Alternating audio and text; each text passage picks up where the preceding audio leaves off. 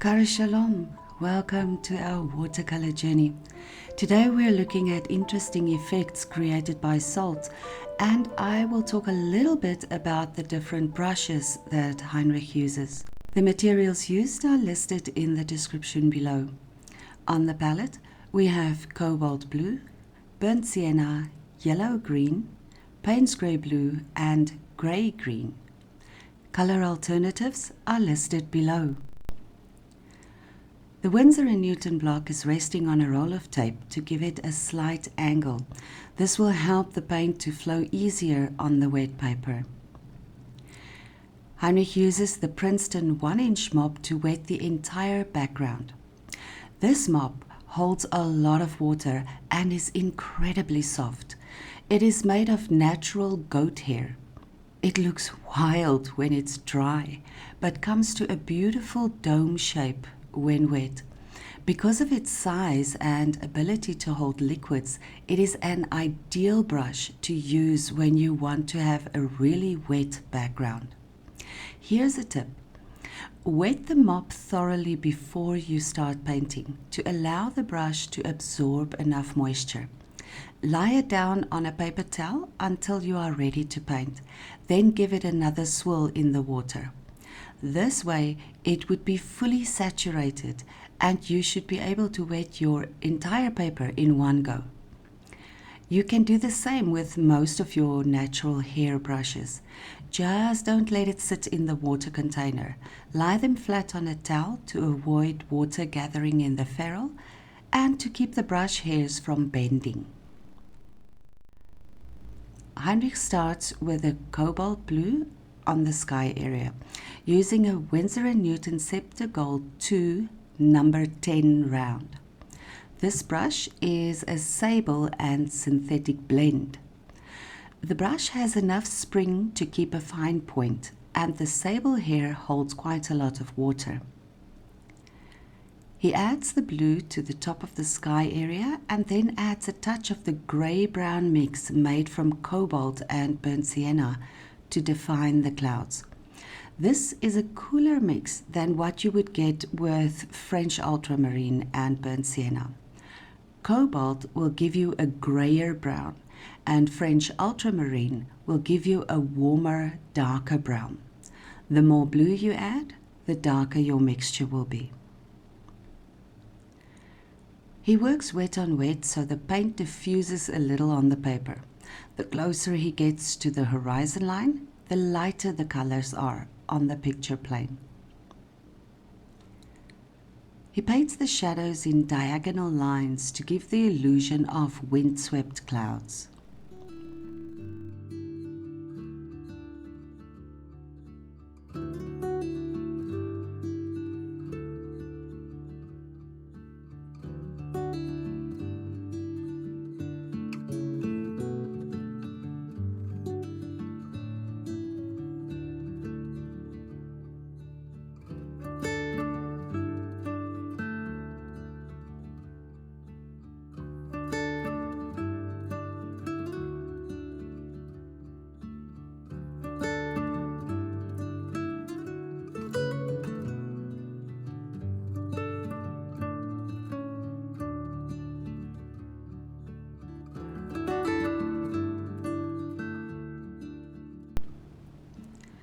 He mixes a bit of Payne's grey with burnt sienna to create a different brown for the middle ground.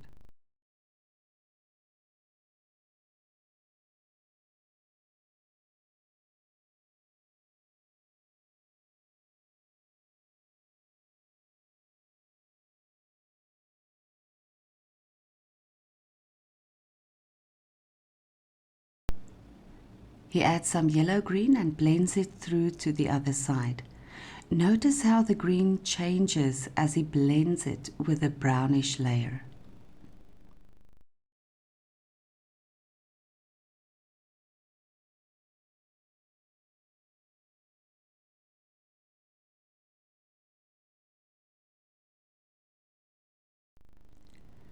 He uses the colors on the palette to define the terrain. He has been working wet on wet all this time, so all the brush strokes have soft edges.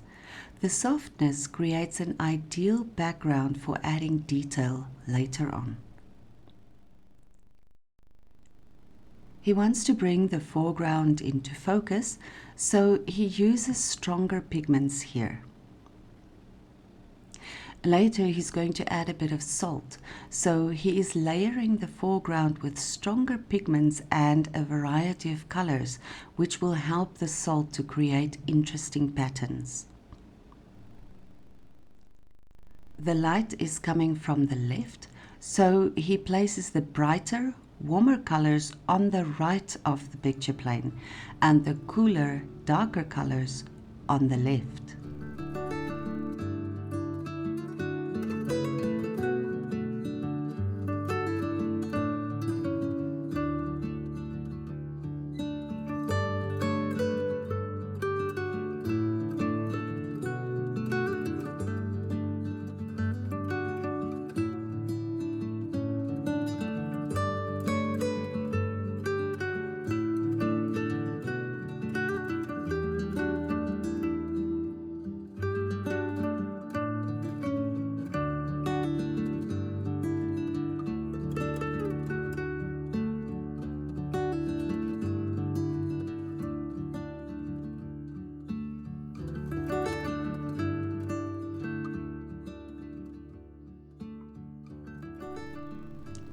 He allows the pigment to settle a bit and then he adds some ordinary table salt.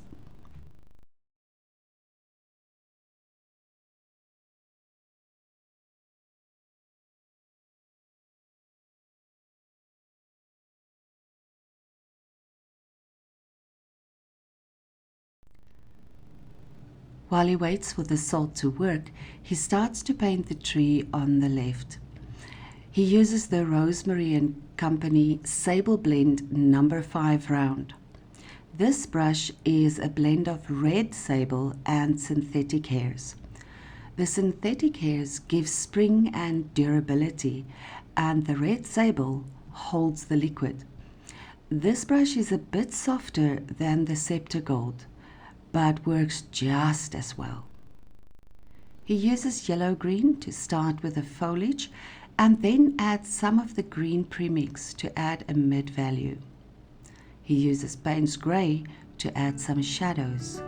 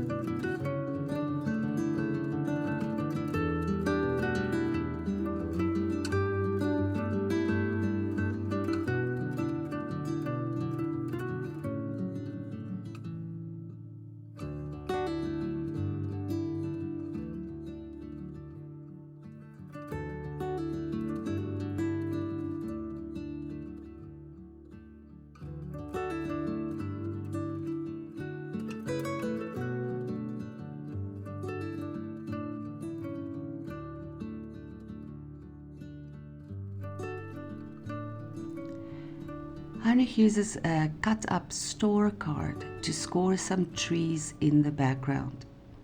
Where the paint has dried a bit, the card scrapes the paint away and leaves the white of the paper showing. Where the paint is wetter, the card makes furrows where the paint pools to form darker lines. These scoring marks are permanent, so think carefully where you would want to put them. Allow the painting to dry.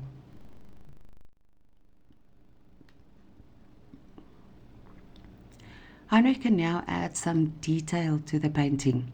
He starts by adding a shadow line to the trees in the background. This grounds the trees so they don't look like they are floating in mid-air. He uses a Chinese calligraphy brush here because it has a very fine point and holds a good amount of liquid. He adds a few nondescript branches to the trees and then uses the patterns that the salt made in the foreground to add some bushes.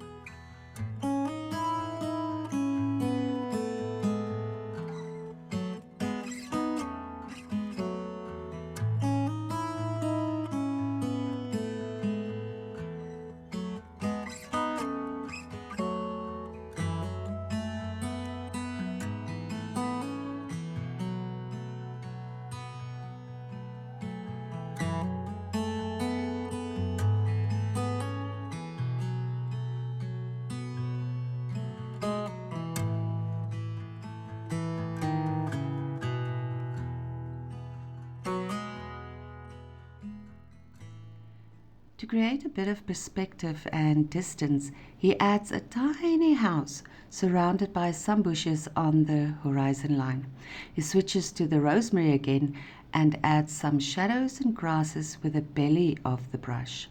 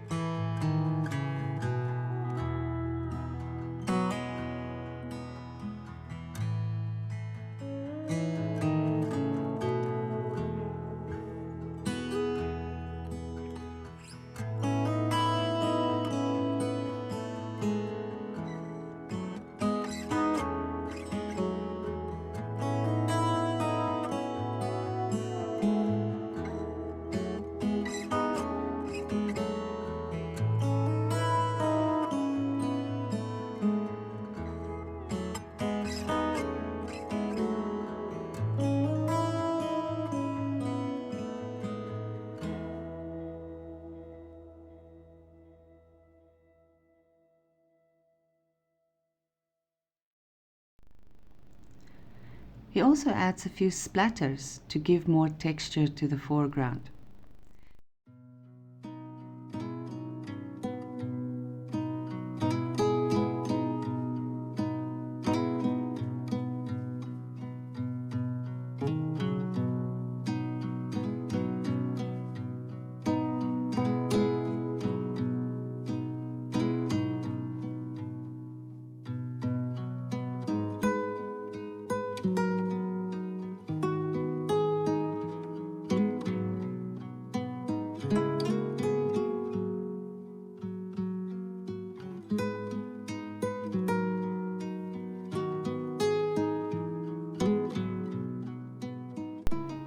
He uses the thin Chinese brush again to add a spindly tree next to the house to draw the viewer's eye into the painting. There's very little detail here, but the fine lines suggest a house, a tree, and a rickety fence.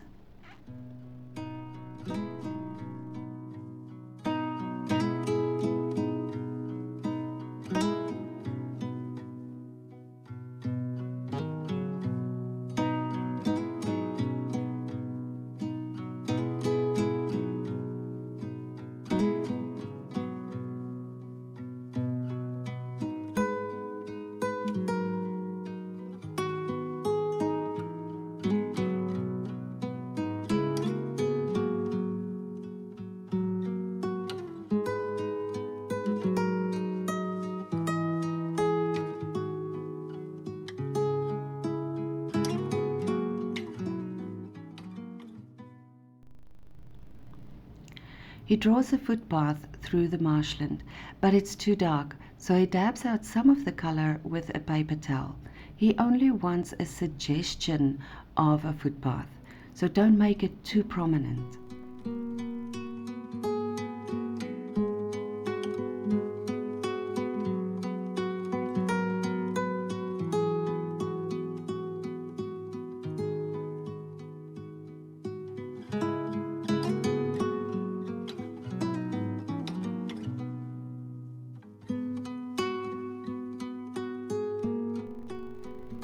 He adds a few more shadows to the horizon line to enhance the contrast between the horizon and the watery marshland in the front.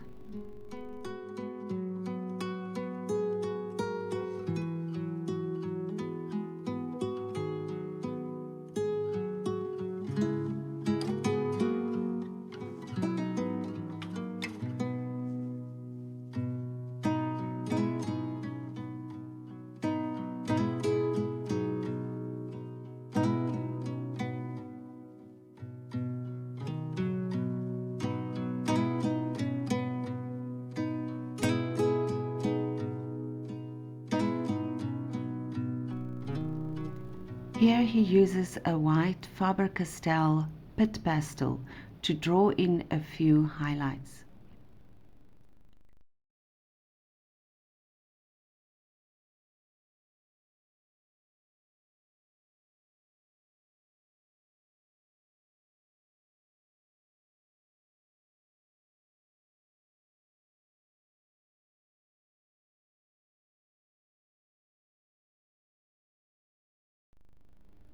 Thank you so much for supporting us.